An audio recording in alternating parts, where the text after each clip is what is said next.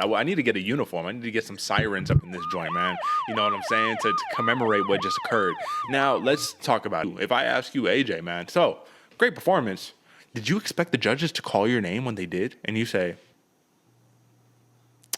well, I mean, come on, brother. I mean, we went full on Sugar Show performance mode at that point, right? This dude's half concussed. He just got out of a war talking about, yeah, I just got to watch the fight back. That's basically the answer to every fight. Or to every question. I just got to watch the fight back. I just got to watch the fight back. You tell me, AJ, what'd you read from that? Man, and not only that, but the second they panned to him after his fight and he was on the stool, elbows on his knees, head down, that's kind of all you needed to hear right there, man. I mean, to me, it doesn't portray confidence, or it doesn't portray somebody who went in there and beat some actual ass, because when you went in there and you do it, or even anywhere you've ever gone and you actually beat someone's ass that deserved it, or challenged you to a fight and you went at it and you did win the contest you were being put against. It, you feel it, you're feeling great, man. You're feeling good, you're out there rocking, your energy's high. When you get beat up, there's a feeling also that comes with it, and it's like I said, elbows on the knees, head down. Somebody has to come and tell you to pick your head up, just like his coach did.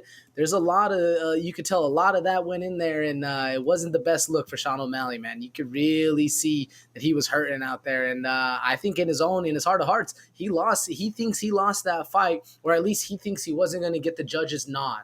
Which, as like I said, a dedicated hardcore Sugar fan, man, since day one. I also didn't think Sugar was going to get that fight, but you best believe when the judges said his name, man, I screamed so much it scared my friends that I was with, because they were like, "What the hell?" Because I was the only nerd watching the fight anyway. But either way, man, what do you think? Well, I'm about to tell you what I think right here via way. And sorry, folks, my thing is a little messed up here. There we go.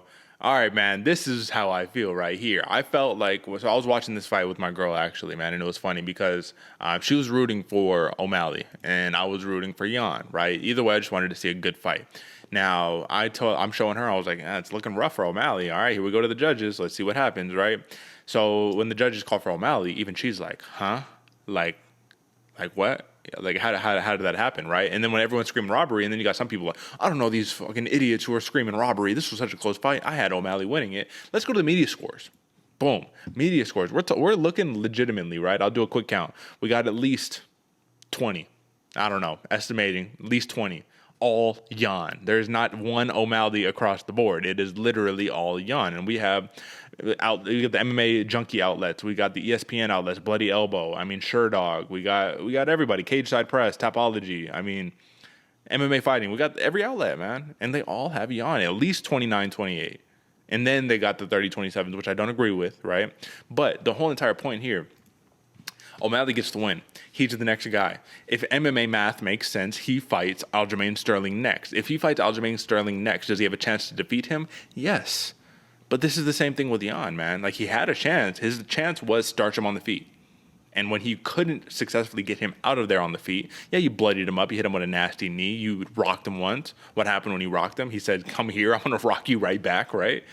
But at the end of the day, it was the grappling exchanges that kind of solidified the fight. And against Aljo, which, I mean, that's literally number one game plan. So my whole thing is, yes, even though O'Malley deserves to be with these guys, even though he proved himself to be a legitimate contender in this division, I don't think that he successfully defeated the number one guy, and I don't think he's ready for that top three competition. Now, that's just me. I'm still the biggest fan of the Sugar Show, man. I love all the swag. I mean, dude, it was like a part of me was like, goddamn, this dude's putting it on with the slick, just jabbing in his face. You know, the slickster style. You love it. But something was wrong today, and you have to be able to admit when something just wasn't right in the sport.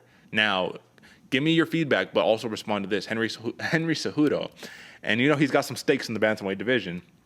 He says, this was the biggest robbery the UFC has ever seen. I hope our sport doesn't turn into boxing. I would love a rebuttal, and then give me your response. I mean, to the Sean O'Malley contender, or now being the number one contender issue, man. As like I said, much of a fan of him, as much of a fan as I am of him, I don't think he's ready for the shot. And I'm thinking about it. What I was thinking about that entire time you were talking, Derek, was how in the world could Sean O'Malley be able to beat Aljamain Sterling and you know, you send him to somewhere, you know, a wrestling camp, a wrestling oriented. You send him over to the DC Wrestling Academy. I don't think American style wrestling is going to be able to do it, man. I'm in my mind. I think he needs to go over to Dagestan and just, you know, live there for 5 years and become a Dagestani warrior. And actually, that'd be the one way he can. But obviously, we don't have that kind of time frame, so it's an interesting one to see how Sean O'Malley is going to fare against all these other fighters that are coming up the bantamweight division. Nonetheless, the champ, or numbers 1 through number 5, which I feel like he'll be fighting next. But to what Triple C, man, Henry Cejudo, the cringe never dies with Triple C, man. I can actually kind of see where he's coming from, because I too hope that the sport of MMA does not become the show of boxing, if that makes sense. You know what I'm saying? Like, because a lot of the times money does run the world of boxing. Money runs the world of a lot of sports out there.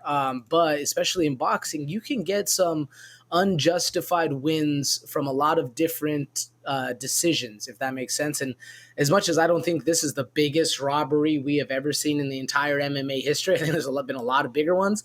I do think it was a robbery, and I commemorate the statement that Henry Cejudo said about, I hope it doesn't turn into boxing, because that's true. I hope money doesn't start influencing people's minds and we start getting grimy and sleazy with it. That's really what ruins boxing, along with people thinking that you need to be undefeated to have a name.